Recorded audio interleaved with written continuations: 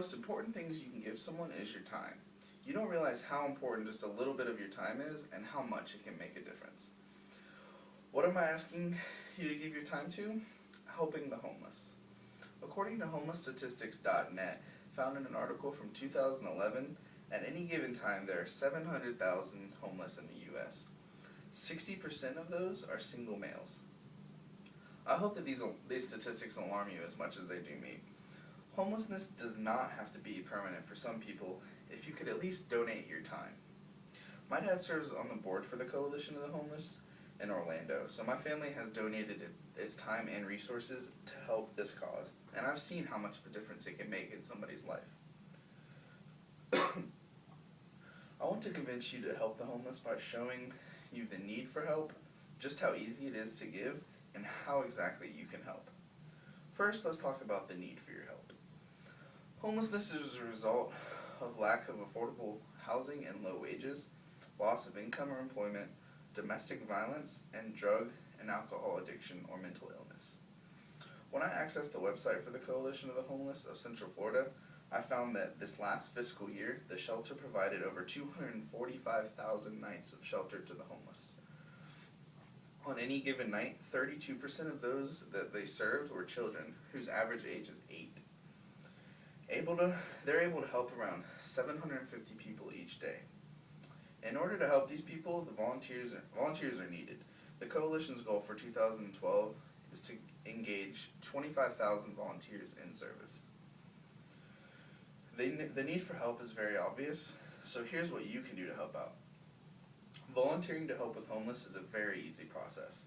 Anybody can volunteer, and your different skills can be used for different things. Long-term and short-term volunteering are both needed and helpful to the organization.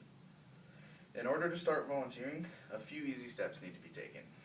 First, fill out a volunteer application form, and then attend the volunteer orientation that is taught by current Coalition staff.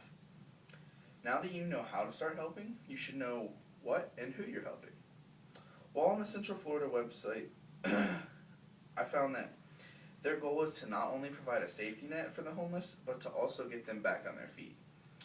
Through the help of their volunteers, they successfully run 2 separate locations. The first location is a shelter for single men, and then a separate building for intact families. The second location is just for women and children that come from an abusive relationship. These locations are not permanent, but only a temporary transitional housing until they can get back on their feet. They return their residents back to society through 3 steps: counseling, job training, and educational programs. Now that you know what the Coalition is all about, here's what you can do to help. Here's how you can help.